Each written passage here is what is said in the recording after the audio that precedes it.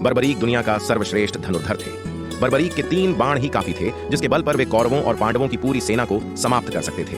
युद्ध के मैदान में बर्बरीक दोनों खेमों के मध्य खड़े हो गए और यह घोषणा कर डाली कि मैं उस पक्ष की तरफ से लड़ूंगा जो हार रहा होगा। बर्बरीक की इस घोषणा से कृष्ण चिंतित हो गए। बर्बरीक के समक्ष जब अर्जुन तथा भगवान श्री कृष्ण उनकी वीरता का चमत्कार देखने के लिए उपस्थित हुए, तब कृष्ण ने कहा कि यह जो वृक्ष है इसके सारे पत्तों को एक ही तीर से छेद दो तो मैं मान जाऊंगा। बर्बरीक ने आज्ञा लेकर तीर को वृक्ष की ओर छोड़ दिया। जब तीर एक एक कर सारे पत्तों को छेदता जा रहा था, उसी दौरान एक पत्ता टूटकर नीचे गिर पड़ा। कृष्ण ने उस पत्ते पर यह सोचकर पैर रखकर उसे छुपा लिया कि यह छेद होने से बच जाएगा, लेकिन सभी पत्तों को छेदता हुआ वह तीर कृष्ण के पैरों के पास आकर रुक गया।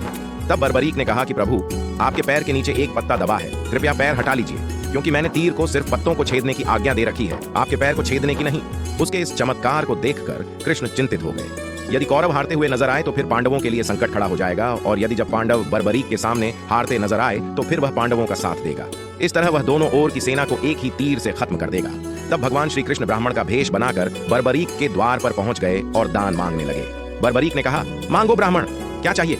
ब्राह्मण रूपी कृष्ण ने कहा कि तुम दे न सकोगे, लेकिन बर्बरीक कृष्ण के जाल में फंस गए और कृष्ण ने उससे उसका शीश मांग लिया।